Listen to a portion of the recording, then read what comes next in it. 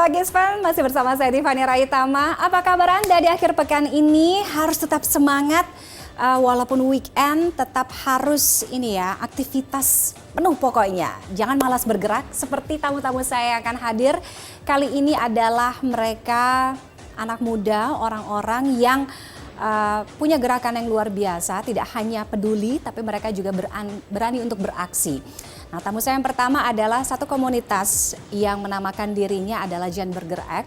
Mereka terdiri dari 4 anak muda yang punya kepedulian besar terhadap masalah kerusakan jalanan, jalanan berlubang, kemudian fasum atau fasilitas umum yang kurang terjaga, kurang kebersihannya, kemudian mereka coba upayakan agar semuanya bisa kembali digunakan oleh masyarakat. Nah, siapa mereka? Kita intip dulu profilnya berikut ini. Itu bergerak nemuin banyak banget lubang yang berbagai macam ukuran. Bisa kita lihat kondisi jalanannya agak lumayan gelap. Terkadang perubahan tidak selalu datang dari hal yang besar. Perubahan justru sering berawal dari aksi sederhana yang dilakukan dengan dasar kepedulian. Bergerak lagi nambel jalan yang berada di Jalan Veteran. Seperti yang dilakukan sebuah komunitas bernama Generasi Bergerak. Komunitas yang berisikan 5 pemuda asal Bekasi menjadi sorotan publik karena aksinya menambal jalan berlubang pada malam hari demi mengurangi resiko kecelakaan bagi para pengguna jalan. Tidak hanya itu, Generasi Bergerak juga aktif melakukan berbagai kegiatan sosial lainnya, mulai dari membersihkan fasilitas umum hingga turun langsung dalam membersihkan lingkungan sekitar. Ini halnya beneran kotor banget, nggak kerawat sama sekali. Hal-hal kecil yang Generasi Bergerak lakukan ini memunculkan dampak besar yang dapat dirasakan banyak orang.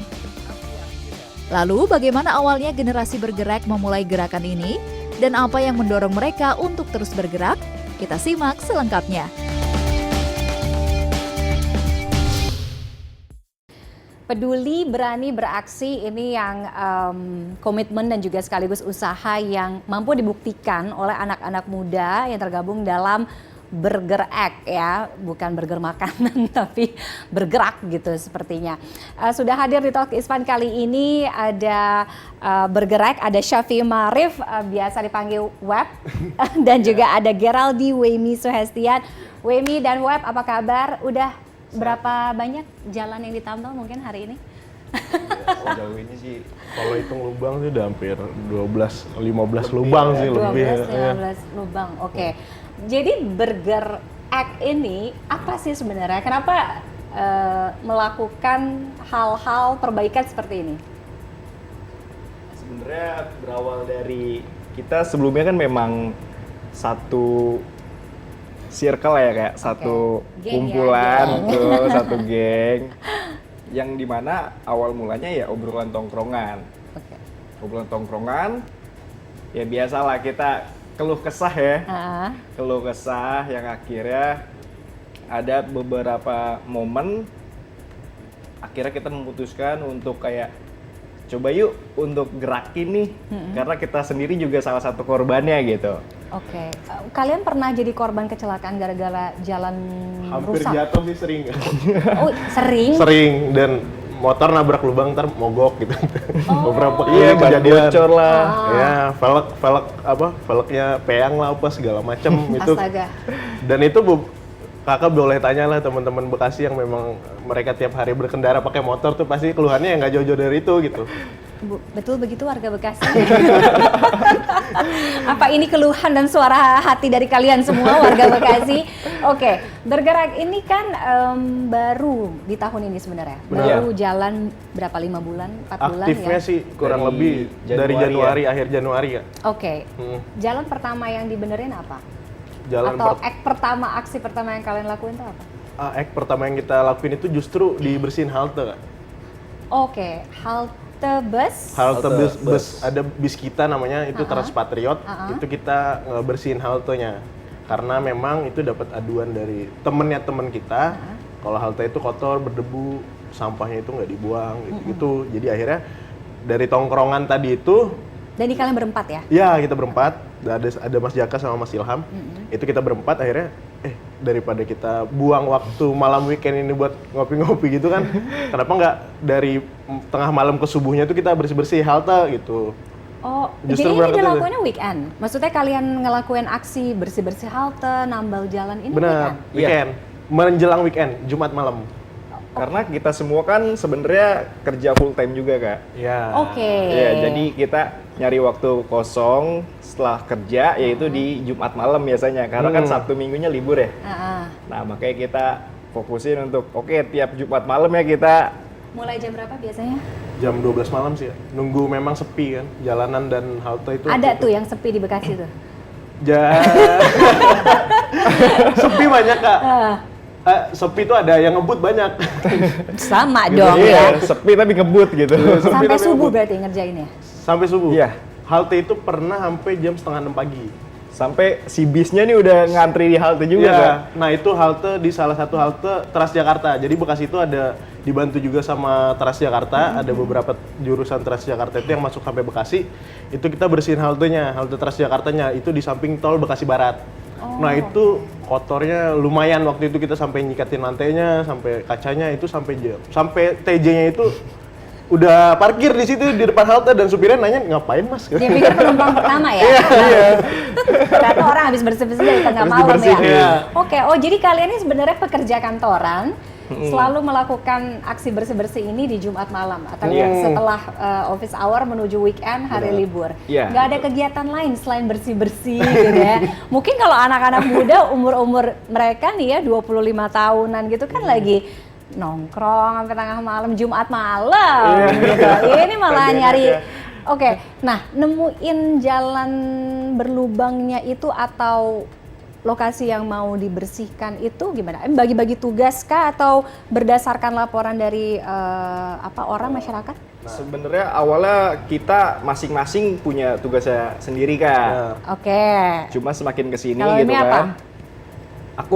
Aku sebagai teknisi untuk Dokumentasi. Iya. Oh, oke. Di Jadi lapangan kalau itu. kita ngelihat IG-nya itu. Nah. Iya. Oke. Gitu. Terus kalau Misalkan dari Mas Web sendiri biasanya memang yang cek-cek lokasi. Tim survei. Iya, tim survei. Iya, ada surveyor, benar. Dilakuinnya di Jumat malam langsung. Biasanya Rabu atau Kamis Kak aku. Kalau nggak Jumat udah mepet-mepet tuh malam nih, ditekan sama tim kan lubang mana nih gitu. Dua lainnya itu eksekutornya. Sama preparationnya biasa mereka. Iya. Jadi Ada yang peralatan juga. Ah, karena Mas Wemi ini pulangnya agak malam, biasanya kan pulang kantornya jam 9 gitu. Jadi dia datang tuh alat-alat udah siap tuh. Disiapin sama Mas Jaka sama Mas Ilham. Oke. Gitu. Jadi emang kita udah bagi role juga sih. Tugasnya oke Benar. juga nih ya, siapa eksekutor, Iya. siapa otaknya, ya kan, surveyornya siapa, pendanaannya siapa? Awalnya sendiri Kak. Maksudnya Kita dari- patungan. Kita kolektifan, ya. Ya, kolektifan tabungan dari 4 sendiri? orang. Iya. Ya. Oke. Berjalannya akhirnya ya banyak respon positif kan dari masyarakat. Itu ada yang nyumbang aspal, ada yang nyumbang aspal cair Oh, iya? gitu. Sampai ada yang minjemin stemper sama Iya. mobil pick up, ya gitu-gitulah. Alhamdulillahnya banyak yang Dapat support juga lah. Ya mungkin kan mereka merasa kita mewakili suara masyarakat khususnya Bekasi kan karena itu. Di waktu 3-4 bulan ya, kurang lebih ya, 3-4 bulan ini yang kalian lakukan kan nggak hanya bersih-bersih halte, nambel jalan rusak atau berlubang, tapi juga ada yang lain ya, Iya. bersihin. Kita bersihin Drainase. selokan, Drainase. Oke. Terakhir itu taman, waktu Taman. lagi CFD, Oke. Itu juga hanya berempat saja. hanya berempat Oke. sejauh ini. Oke. Mana yang paling susah menantang? Halte, jalan berlubang, drainase, benerin taman.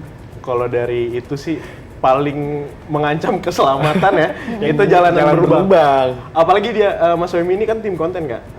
Dia kan yang sering ngevideoin tuh kadang motor tiba-tiba lewat kencang Iya. gitu. Pernah hampir ketabrak? Kalau kesenggol-senggol mah Iya, hampir ada sih. aja lah, Kak. Udah tahu bahaya, ngapain masih dilakuin? Bukan Iya. tugasnya loh. Iya sih, bener. Iya kan? Ngapain?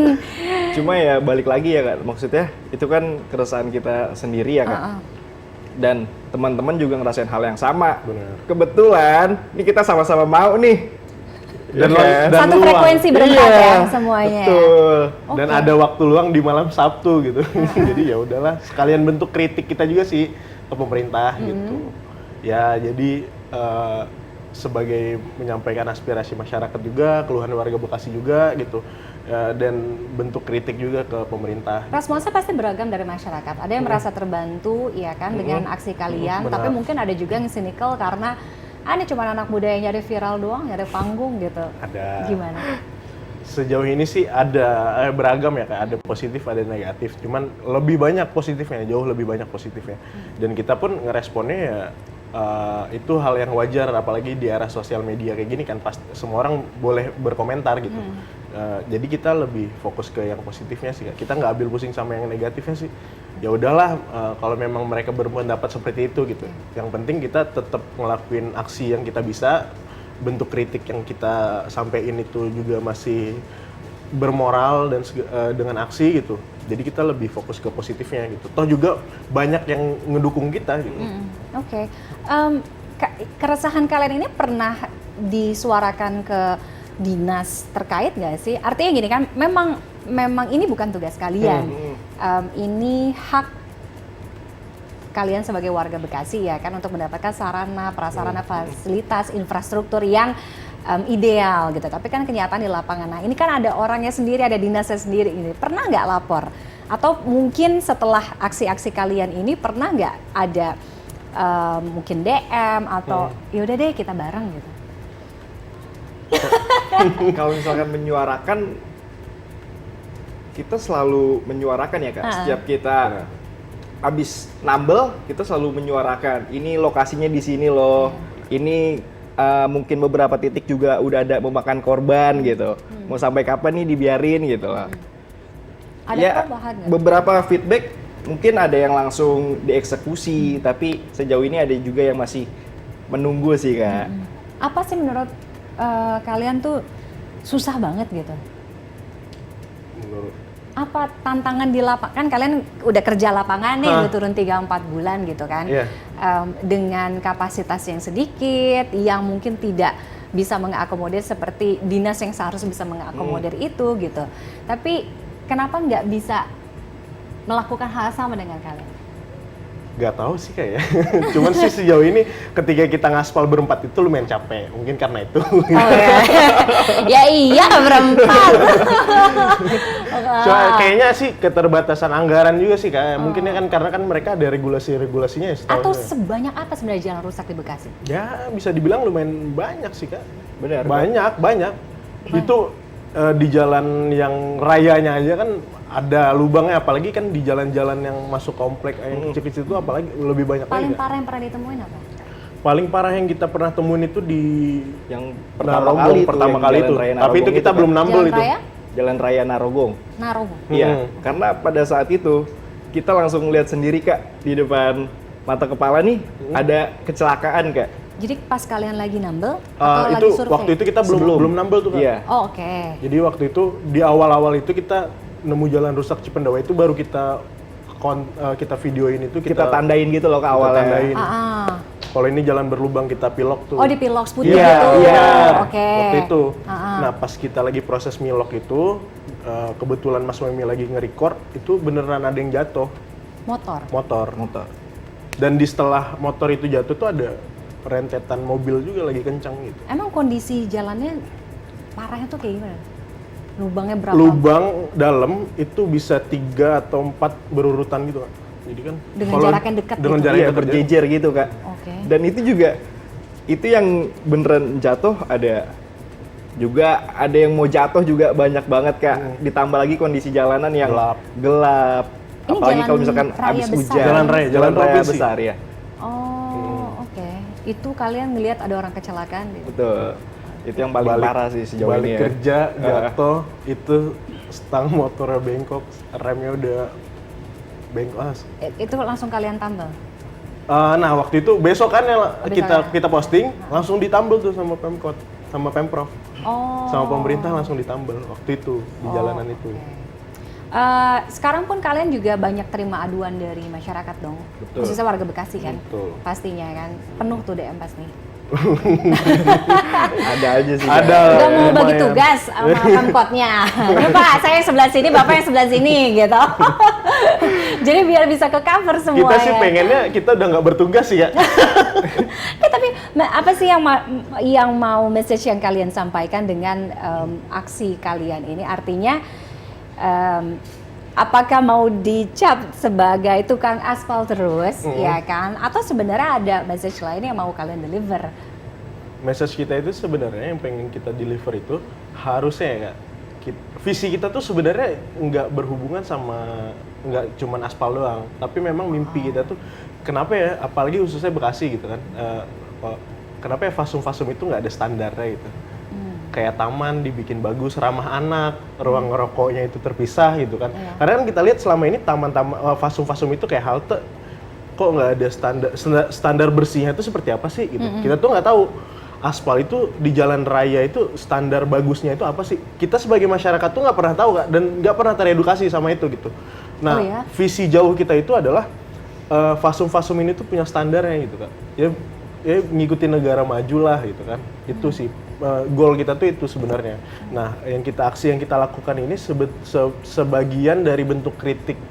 Kalau sebenarnya ayo dong urus fasum gitu. Bekasi itu kan kayak masalah halte. Bekasi itu rute bisnya tuh cuma ada 2, Transpatriot itu. Haltenya pun nggak banyak gitu. Cuman waktu itu kita sempet nemuin halte-halte ini pada kotor. Emang sebanyak apa sih Kak haltenya sampai sesulit itu ngebersihin kan? Kita jadi berpikir ke arah situ gitu. Nah itu yang pengen kita sampaikan sih Kak. Harusnya kita sebagai masyarakat ini udah bayar pajak, udah bayar segala macem. Harusnya yang kita dapetin itu sepadan sama yang kita kasih ke pemerintah gitu. Oke. Itu sih pesan yang mau kita sampaikan itu sebenarnya. Kalau Wemi gimana?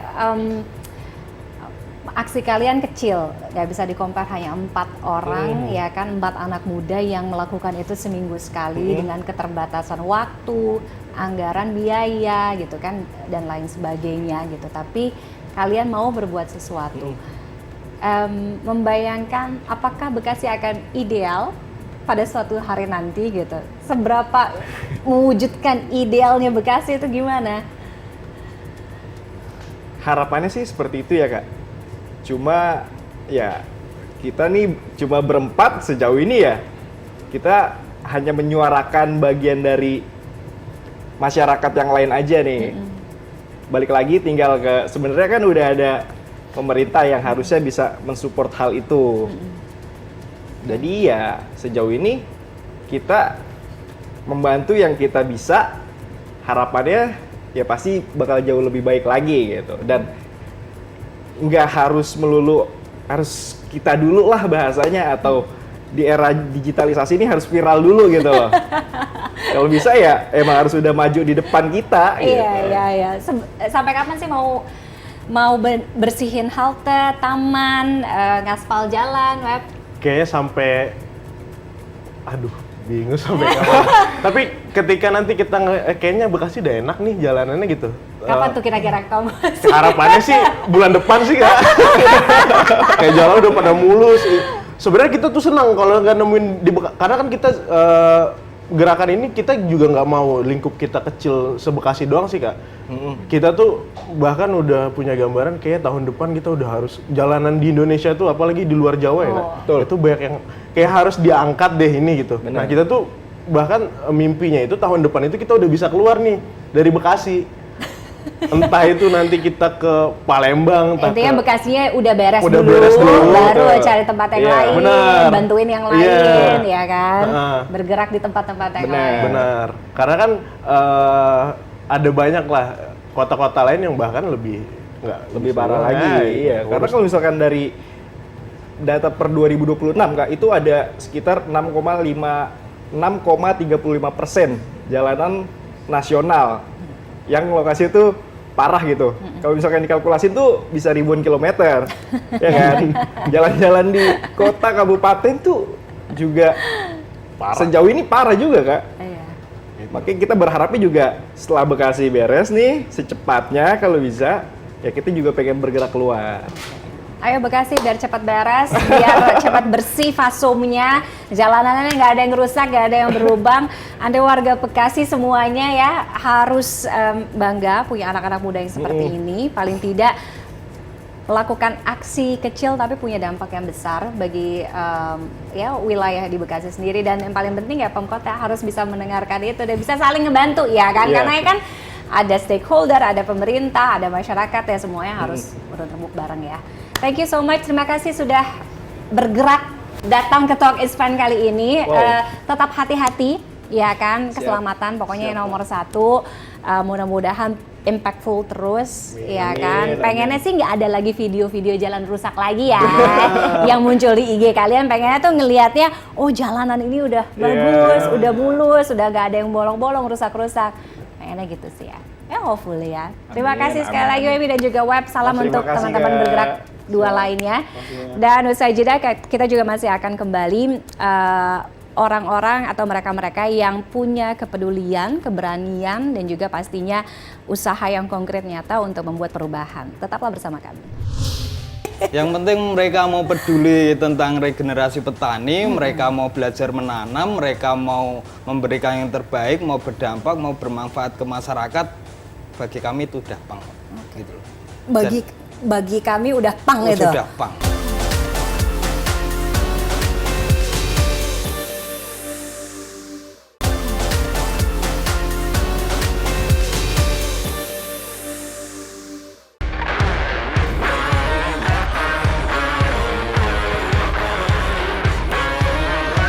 Anak pang berani beda. Itulah yang menggambarkan sekumpulan pemuda pang di Gunung Kidul, daerah istimewa Yogyakarta. Mereka memilih jalan yang tak biasa, yaitu menjadi petani. Berbagai aktivitas bertani mereka lakukan, mulai dari membajak lahan, menanam berbagai bibit sayuran, hingga memanen hasil pertanian seperti terong dan cabai. Komunitas ini pun mereka namai sebagai Petani Pang sejak 2018. Berawal dari kepedulian terhadap minimnya regenerasi petani muda, Petani Pang membuktikan bahwa siapapun bisa membawa perubahan tanpa melihat penampilan ataupun latar belakang. Komunitas ini pun kini telah memiliki kurang lebih 120 pemuda yang tergabung di dalamnya. Petani Pang menunjukkan bahwa mereka adalah pemuda yang kreatif dan peduli akan masa depan pertanian di Indonesia.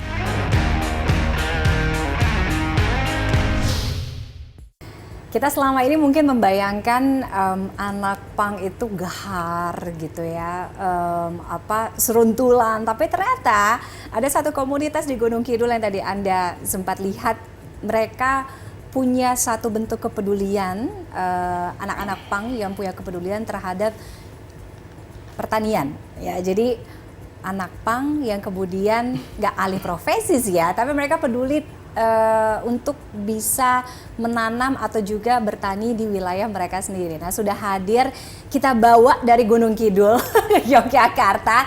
Ada Mas Gimik dan juga Mas Simbang, apa kabar? Kabar baik. Waduh. Api. Kita kalau ngeliat setelannya gahar nih.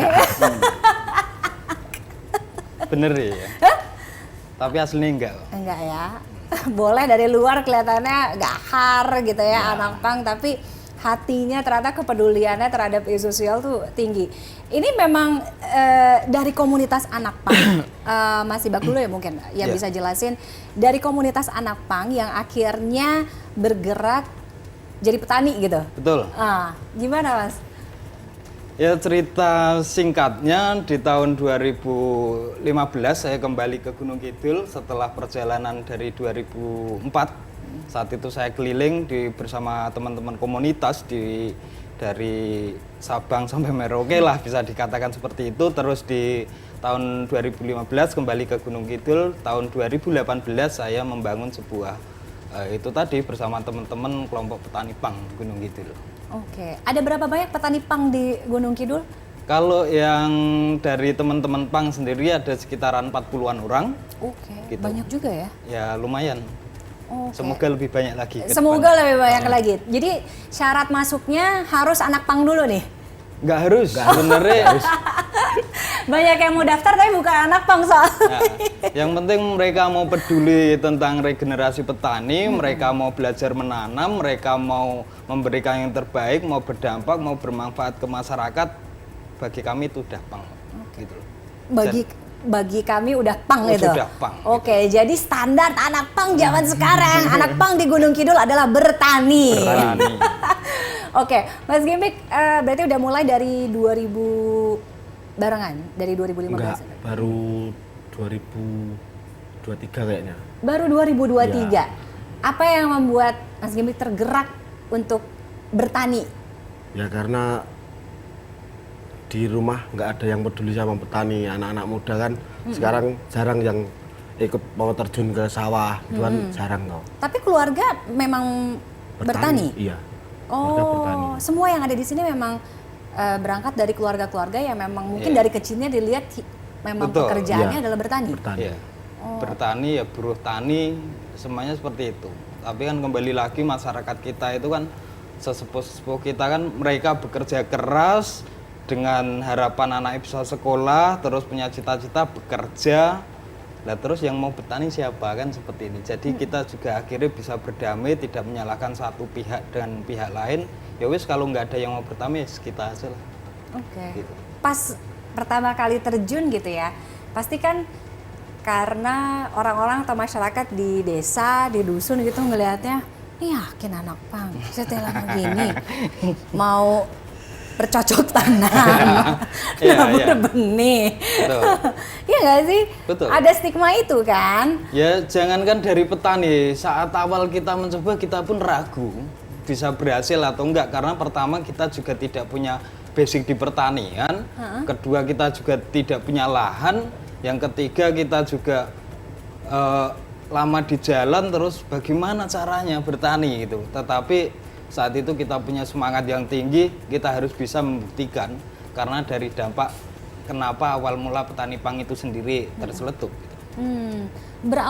Belajarnya dari mana? Awal mulanya gimana dulu nih? Terjun ke, bukan terjun ke tanah ya, iya terjun ke lahan gitu, lahan sawah gitu. Sejarah petani Belajar, pang itu. Ya itu kan Nggak pertama. ada background-nya ya katanya Nggak ada kan? background. Ya. Saat itu kan banyak temen ya main ke rumah gitu loh. Sampai hari ini masih banyak teman main ke rumah. Saat itu saya ajaklah ke pinggir sawah. Awal cerita petani pang ini saya ajak ke sawah. Terus mereka itu mempertawakan petani-petani yang ada di sawah. Mempertawakan karena sudah sepuh-sepuh, itu anaknya kemana, itu mau bertahan berapa tahun lagi. Terus mereka ini tidak ada pemikiran saat itu, saya termasuk saya, hanya taunya ditawain aja. Nah setelah teman-teman ini Miris pulang, ya? setelah teman-teman ini pulang, terus pergi ke kotanya masing-masing, saya berpikir, oh iya, terus gimana petani tua gitu loh. Nah saat itu saya hubungi kembali lah, kalian harus tanggung jawab nih, tadi ngetawain petani tua, kalian harus bertani, kan gitu. Dan Jangan mereka cuma siap, ngetawain, jangan hanya komen ngetawain doang. gitu loh. Nah setelah itu mereka tak hubungi lagi, datanglah kembali. Siap nggak bertani? Siap mas. Nah tapi kan tentang modal dan lain-lain. Akhirnya saya hanya pertanyaan siap nggak? Siap.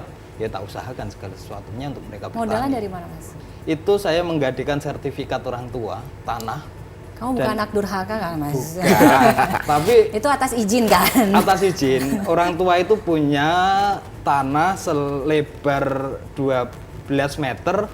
Terus panjang 25 meter dan itu di atasnya emang bangunan rumah saya dan cuma itu tanah satu-satunya orang tua saya itu saya minta izin untuk Ini saya masih gadikan. ditinggalin? Masih orang tua. Kalau saya nggak bisa ngangsur ataupun nggak bisa ngembalikan uang ya terpaksa ayah sama ibu tak ajak ke jalanan lah, nggak punya tanah lagi, nggak punya rumah lagi kan gitu. Jangan loh. sampai jadi Tapi akhirnya saya bisa membuktikan untuk oh ternyata bisa kok.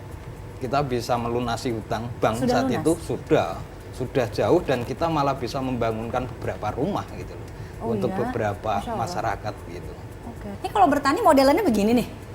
Pakai Iya. serius? Iya. Iya seperti ini. Tapi nggak pakai sepatu. Oh iya. Iya begini. Ya seperti ini sama teman-teman biasa gitu. Karena kan kita itu kan tidak pernah hijrah ya dari pang. Kita tetap pang, cuma kita hanya tidak di jalanan lagi. Ya tapi sesekali ya masih ya Masih.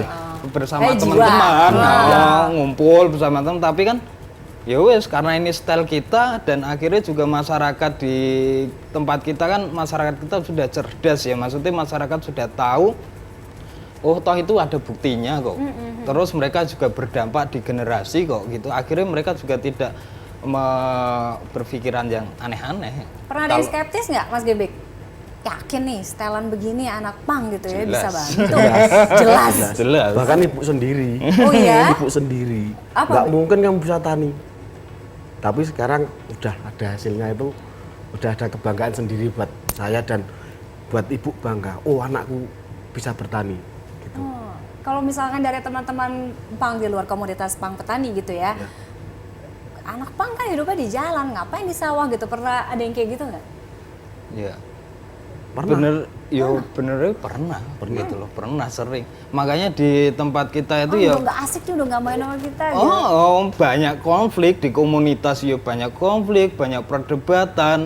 Tetapi kan akhirnya di situ kembali lagi ke sebuah ideologi, ya kita mau nggak mau itu harus keluar dari zona itu. Jadi mungkin itu semua hanya sebuah proses. Semoga teman-teman ini juga banyak pergerakan. Udah berapa lama sih jadi anak pang kalau boleh tahu?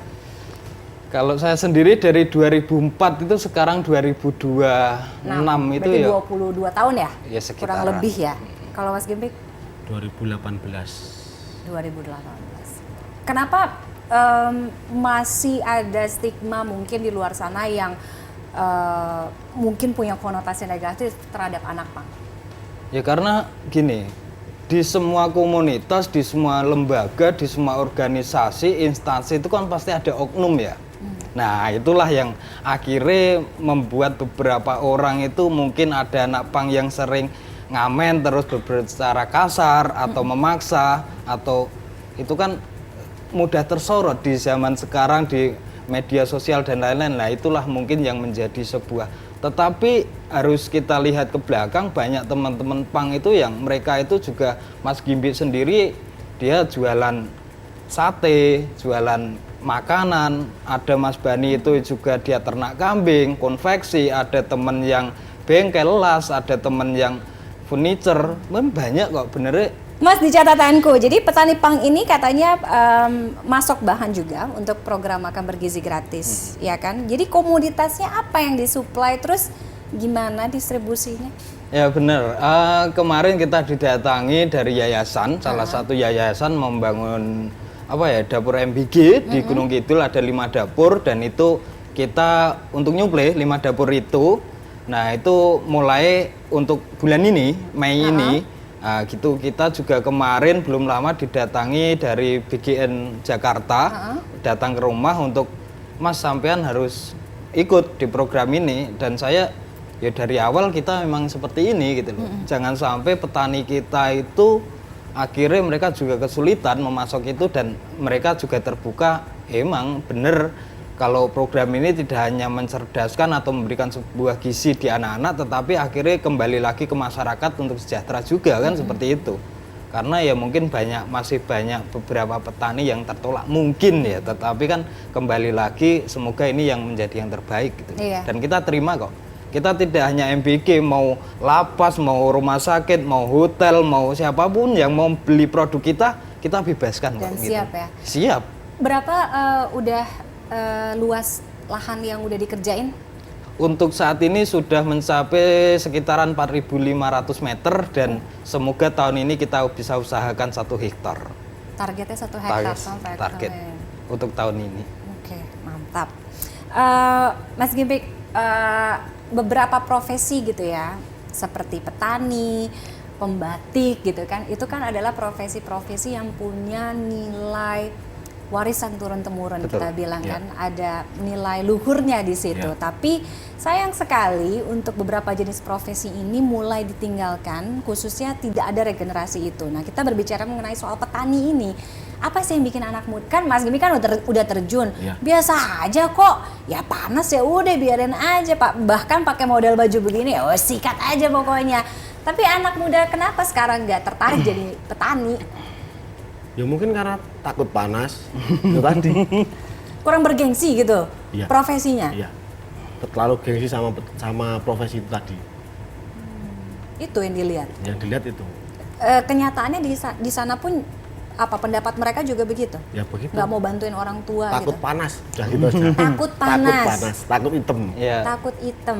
Selain itu kan kembali lagi ke orang tua itu tadi ya, mereka itu juga berharap mungkin ya beberapa itu kan tidak semuanya anaknya pengen jadi petani, mereka disekolahkan biar pinter terus bisa bekerja di tempat lain gitu loh. Tetapi mereka juga lupa bahwa mereka itu sebagai petani juga sudah tua gitu loh.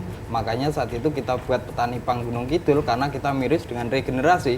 Lah kalau sudah besok program kita ini jalan, kita bisa kok ganti nelayan pang Gunung Kidul karena nelayan juga butuh regenerasi kan gitu ya. Menjadi apa tukang kayu pang Gunung Kidul atau tukang batu pang Gunung Kidul atau siapapun.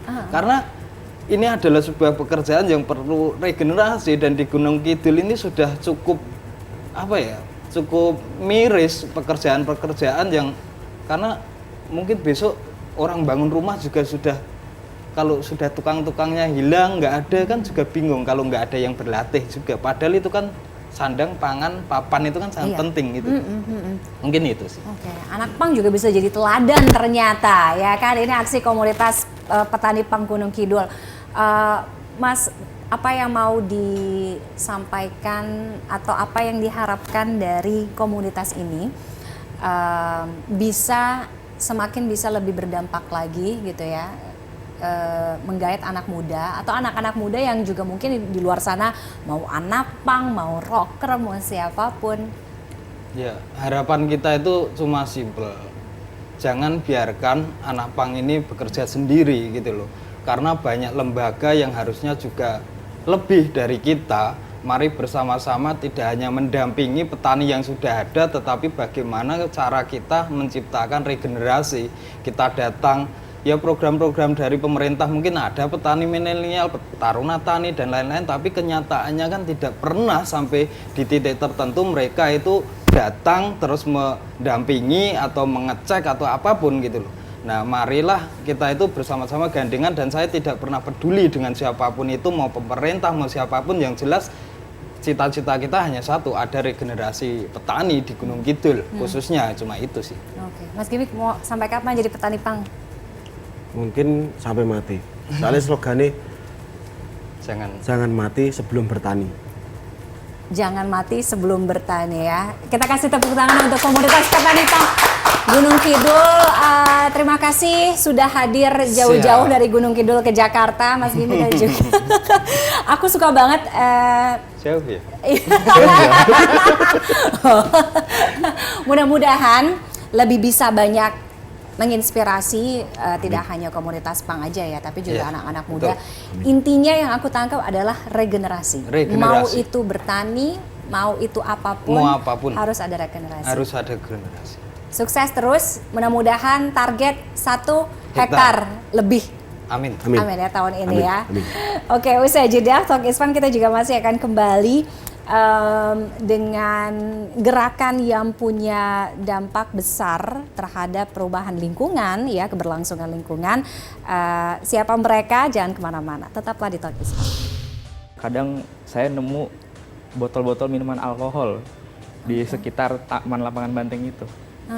Dan juga sekali saya menemukan itu bemper mobil malah dibuang di situ. Bemper mobil? Iya.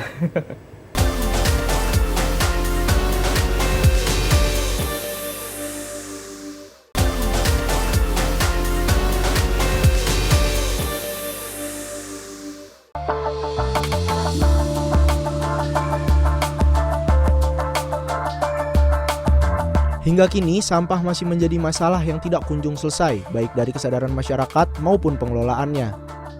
Semakin lama, dampaknya akan menjadi besar untuk lingkungan, kesehatan, bahkan keberlangsungan hidup manusia. Trash Hero Jakarta, sebuah komunitas peduli lingkungan hadir dengan fokus membersihkan sampah. Komunitas yang merupakan bagian dari Trash Hero World ini memiliki misi untuk mengurangi sampah dan mendorong gaya hidup yang lebih ramah lingkungan. Caranya, mengajak masyarakat khususnya kota Jakarta untuk lebih peduli terhadap lingkungan dengan langkah terkecil, yaitu tidak membuang sampah sembarangan. Pertama kali melakukan kegiatan clean up pada 2016, Hingga kini, aksi itu masih terus dilakukan setiap hari Minggu dan berlokasi di kawasan Lapangan Banteng, Jakarta Pusat. Oke, kalau komunitas yang akan hadir berikutnya adalah komunitas yang punya gerakan dan juga isu kepedulian terhadap lingkungan, bagaimana terkait dengan penanganan sampah.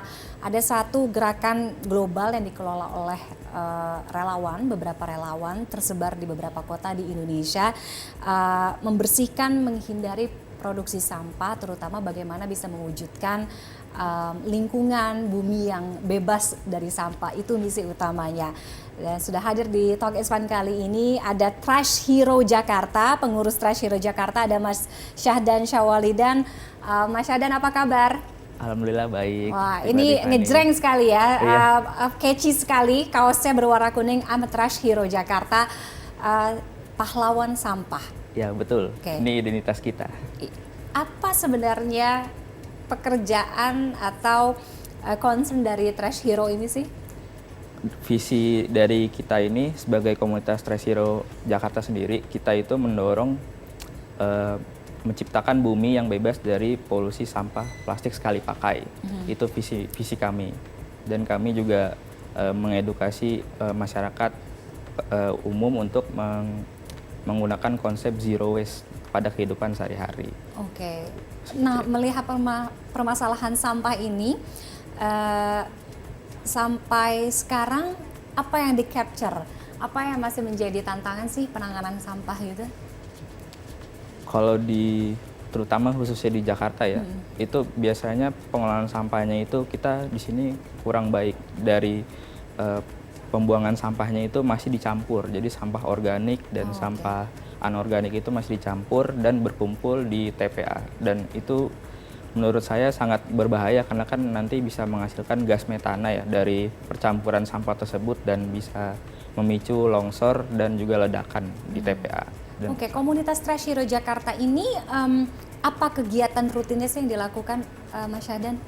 Kalau untuk kegiatan rutinnya kami selalu rutin melakukan aksi clean up ya, untuk mendorong perubahan masyarakat, bagaimana sih kita harus peduli terhadap lingkungan di sekitar kita dan bagaimana meningkatkan kesadaran mereka untuk sadar bahwa masalah sampah ini sangat serius. Oke. Biasanya kegiatannya apa? Jadi misalkan di jalanan kah gitu, atau mungkin ada di satu titik kumpul yang biasanya jadi fokus untuk bersih-bersih sampah kah? Kalau kita itu kebetulan berlokasi fokusnya itu di Lapangan Banteng, Jakarta Pusat. Jadi kita itu setiap apa? Setiap minggu pagi. Setiap hari Minggu pagi? Setiap Minggu pagi jam 7.30 itu kita selalu melakukan aksi clean up rutin ya. Jadi kita itu melakukan clean up rutin ini, tujuan itu mengedukasi masyarakat atau orang sekitar untuk lebih terlibat dalam kepedulian terhadap lingkungan. Berapa banyak sampah yang biasanya dikumpulkan oleh pahlawan sampah nih? Kalau di Lapangan Banteng itu kadang bervariasi ya, tergantung. Paling banyak berapa yang pernah di ini? Kita bisa sampai 27 kilo. 27 kilo? Dalam sekali clean up itu. Dalam sekali clean up? Betul. Oke, banyak juga ya. Itu satu spot? Ya, satu spot. Jadi kita itu area clean up-nya itu di sekitaran luar Lapangan Banteng. Jadi kita nggak di dalam Lapangan Banteng. Oh, justru di area luarnya? Iya, area luarnya. Itu pun 27 kilo bisa betul. sampai? Oke. Sampah yang dikumpulkan atau bantu di clean up oleh Trash Hero ini kemudian akan menjadi seperti apa? Apakah juga akan dibantu soal penanganan reduce recycle-nya, atau Trash Hero membantu clean up saja kemudian nanti baru diserahkan ke petugas kebersihan atau gimana? Kalau kami setelah melakukan pengumpulan sampah ini, biasanya kami pilah dulu dengan jenisnya. Jadi kita mengklasifikasikan botol plastik dengan sampah residu itu dibedakan. Jadi setelah kegiatan kita mengaudit sampah-sampah yang telah kita kumpulkan, baru kita totalkan, dan setelah itu kita serahkan ke petugas kebersihan di sekitar Taman Lapangan Banteng. Jadi setelah itu mereka yang mengurusnya. Kalau kita berhadapan dengan sampah, jenisnya kan banyak ya Mas. Ya. Ada sampah kering, sampah basah, bentuknya kertas, plastik dan lain sebagainya. Apalagi sisa makanan ya Ya. kan. Gak ngerasa jijik gitu untuk ngambilin sampah, baunya.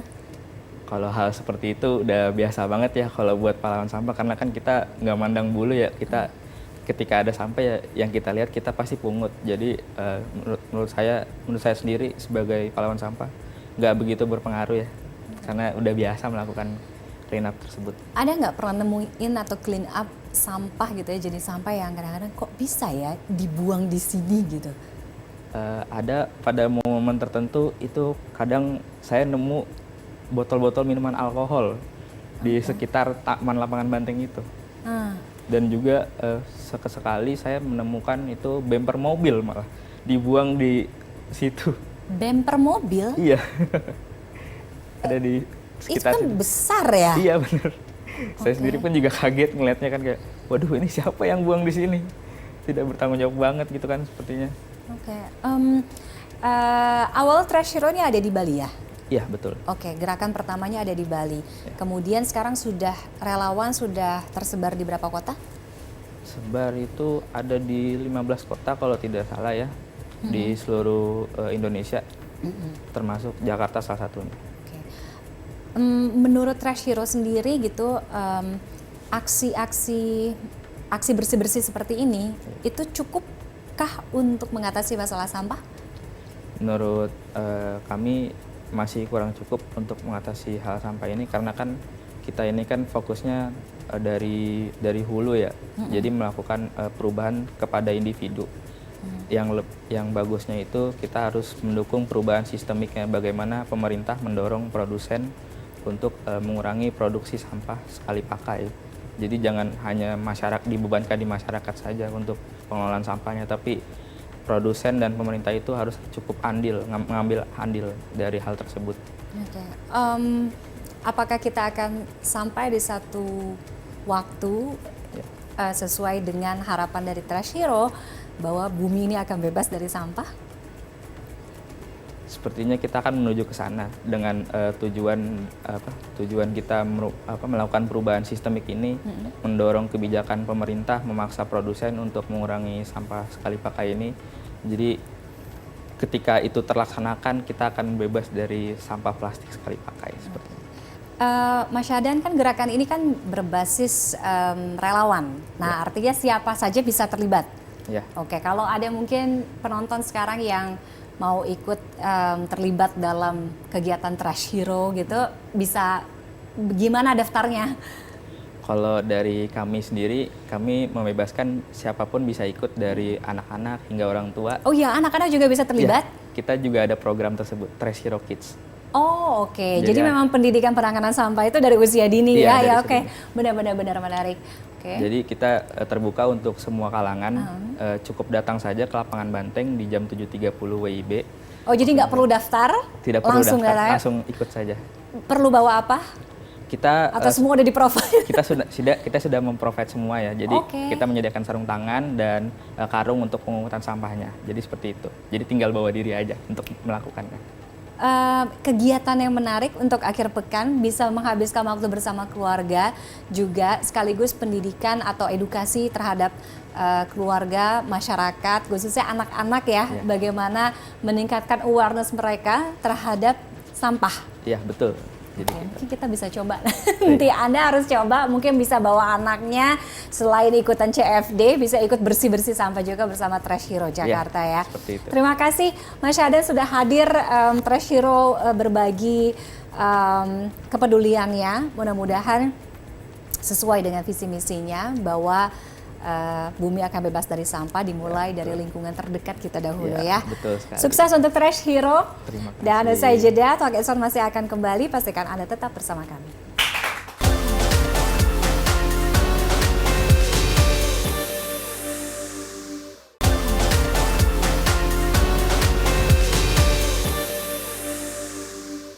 Kembali lagi di Talk is Fun, dan kini saatnya kita simak Hot Topics dari cnnindonesia.com. Tekan ini.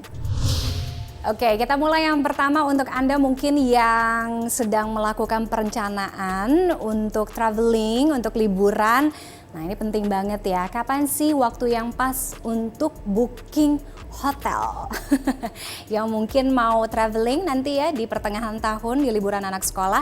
Nah, jadi dalam menyusun anggaran liburan, akomodasi itu seringkali menjadi pengeluaran yang paling besar. Namun bisa kok ternyata menghemat kalau dibekali dengan strategi yang tepat. Nah, salah satunya pemahaman kapan sih waktu terbaik untuk melakukan pemesanan. Jadi, melansir Travel and Leisure, faktor utama yang mempengaruhi harga yaitu musim perjalanan yang nanti akan Anda hadapi. Selain itu, Jessica Parker dari Trip Whisperer juga menyarankan mencari hotel tepat setelah hari raya besar berlalu. Kenapa? Pastinya untuk mendapatkan tarif yang lebih terjangkau lagi. Oke, berikutnya kita bergeser ke teknologi. Kalau mau traveling, ya kan pasti pengennya foto-foto. Nah, tapi kadang-kadang suka bingung nih, kok HP tiba-tiba jadi mendadak lemot ya. Nah, kalau HP kamu lemot, jadi ada deretan aplikasi penguras RAM yang bisa jadi penyebabnya. Jadi sejumlah aplikasi penguras RAM ini terbukti bisa mengonsumsi memori dalam jumlah besar pada smartphone. Kondisi ini tidak hanya mempengaruhi kapasitas penyimpanan, tapi juga berpotensi menurunkan kinerja HP secara keseluruhan. Secara teori sih kehabisan RAM akan terjadi kalau menjalankan cukup banyak aplikasi yang ukurannya besar secara bersamaan di sistem operasi. Nah, salah satu aplikasi yang paling menguras RAM adalah peramban Chrome dari Google. Untuk menjaga agar Android bisa tetap berjalan lancar dan responsif, yaitu mengompres aplikasi yang sudah ada di RAM menggunakan ZRAM. Kalau lagi mau traveling juga, tapi sekarang kayak semuanya harga serba naik ya. Ada tips juga untuk Anda yang mau berhemat tanpa harus tersiksa. Gimana caranya? Jadi kondisi geopolitik global memang belum menunjukkan tanda-tanda akan berakhir. Efeknya pun turut kita rasakan. Masyarakat didorong untuk bisa lebih selektif dalam mengatur keuangan. Nah, perencana keuangan Tata Dana Consulting Tejasari menjelaskan, jadi langkah awal berhemat memastikan pengeluaran difokuskan di kebutuhan primer atau kebutuhan utama seperti makan, transportasi, dan juga kebutuhan rumah tangga. Dana darurat juga perlu ditingkatkan. Selain itu menyarankan juga agar tidak menambah utang baru tentunya selama masa krisis ini. Berikutnya kita ke gaya hidup yang lagi ngetren kayaknya di TikTok ya, adalah tarot. Jadi buat Anda mungkin yang suka lihat-lihat gitu di tarot di TikTok gitu ya, psikolog juga mengingatkan ada risikonya. Jadi ramalan tarot di medsos ini kian marak dan digemari terutama kalangan Gen Z. Psikolog klinik Dian Kartika, Amelia Arbi menjelaskan bahwa ketertarikan Gen Z pada ramalan tarot itu muncul ketika mereka tidak merasa tidak berdaya menghadapi situasi hidup yang penuh ketidakpastian. Meski bisa memberi rasa tenang, ya, ini juga diingatkan supaya tarot ini jangan dijadikan satu-satunya rujukan dalam mengambil keputusan hidup. Karena salah satu risiko psikologis yang harus diwaspadai adalah self-fulfilling prophecy, di mana ramalan seolah menjadi kenyataan bukan karena tarot memiliki kekuatan khusus, melainkan karena individu sudah telanjur meyakininya. Dan keyakinan itu kemudian mempengaruhi perilaku serta pilihan hidup, sehingga yaitu hasil akhirnya sesuai tuh dengan ramalan awalnya. Oke, jadi intinya kita harus bijak dalam menghadapi segala situasi, dan paling penting adalah kita harus peduli, berani, dan juga bisa beraksi apapun itu. Saya Tiffany Raitama pamit, kita ketemu lagi di Talk is Fun next week. Sampai jumpa. Duh. Apakah sudah? Terima kasih banyak.